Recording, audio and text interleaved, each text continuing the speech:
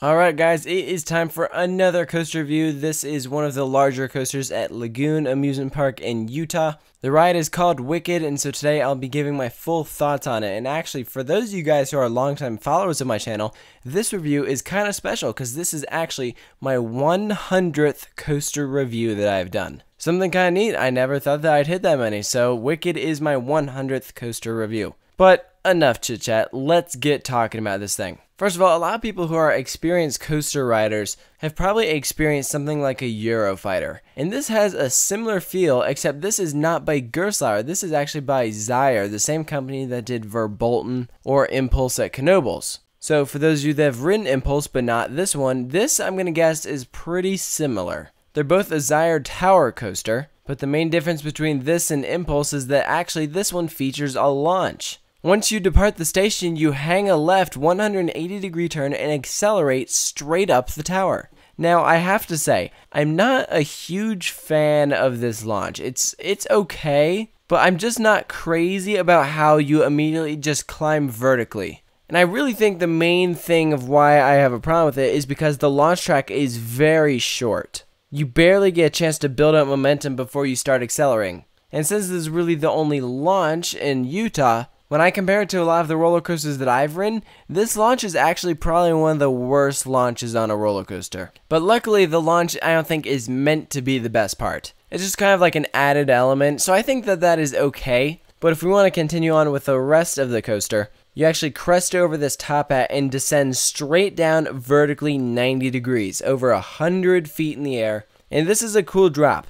Now, this unfortunately is when the main negative starts to kick in with this ride. The restraints are super uncomfortable. They're comfortable once you sit in them, but then they push down on your body, really lock hard. It's like sucking the life out of the lower half of your body. So basically, as soon as you go down that drop, all the forces send it straight up into your body. So now you are locked in, super tight, and it is not comfortable. And I think that is probably the main reason why I have to say this coaster was a bit of a disappointment for me. I expected it to be better than it actually was, and probably was because I didn't expect the restraints to really be a problem. Because, I mean, they weren't a problem on Cannibal, and the restraints look very similar, so I just assumed they'd be okay, but no, the restraints, just not a fan of these lap bars. So once you go down that drop, you're going to go over this little airtime hill, which you unfortunately can't lift up out of your seat because you are pressed up against it. You go into this huge high banking turn. And this is kind of a neat little element, little wave turn almost.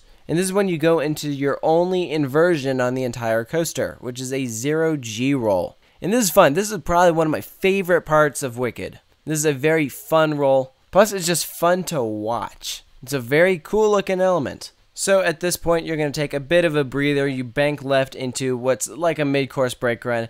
Drop down a bit. You go into some more little banking turns, little twisty section, and then like a half helix, and then boom, the ride is over. I wouldn't say it's a short ride, but I wouldn't say it's a long ride either. I'd say it's pretty average in length. But unfortunately, I gotta say, sitting on that brake run with those tight restraints is super uncomfortable. Luckily, the people running the coaster know how uncomfortable the restraints are, so they unlock them a little bit before you get off the roller coaster so that you can breathe a bit. And that's certainly nice. But still, I mean, those restraints, I'm just not a fan. I don't know if this is the only roller coaster from Zierer that has these. I don't know if Impulse has the same ones or not. But I'm just not a fan at all. Really kind of ruined the ride for me because that was really all I could think about. I mean, the layout is fine. It's not exactly the most forceful roller coaster. It really only has one moment of supposed to be airtime, and that is ejector air. But again, kind of hard to experience it. But I mean, the ride is smooth. It's certainly unique. And actually, what's kind of cool about Wicked is that this utilizes a system that I've never seen on any other roller coaster. Basically, think of a booster seat, but for a roller coaster. So if your kid isn't quite tall enough,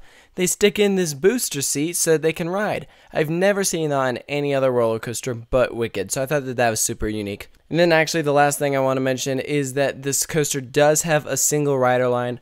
So if you go to Lagoon on a crowded day and the line is stretching out onto the midway like it always does, just go up the single rider line, saves a whole lot of time. So overall, I would say it's definitely one of the better rides in the park, but I'm not sure I'd say it's second best. Obviously, Cannibal would be the best, but I'd probably even put Colossus the Fire Dragon over this. I wouldn't say I was really anticipating riding this, but when I got off, I was kind of like, oh, that wasn't as good as I thought it'd be. And maybe that's just because I'm comparing it too much to Gerstlauer Eurofighters. But if you have happened to ride a Gerstlauer Eurofighter and this, I'd love to hear your opinions on them and how they contradict each other, what's different about them, all that good stuff. So for its final score, I'm going to give it a 6.5. I think it is an okay roller coaster, by far one of the better roller coasters in Utah, but I wouldn't say it is that great. Like, it's nothing really to shout at. So I want to hear about your thoughts on Wicked at Lagoon. Post all your thoughts in the comment section below. Of course, stay tuned for more coaster reviews, and if you haven't already, make sure to hit that subscribe button,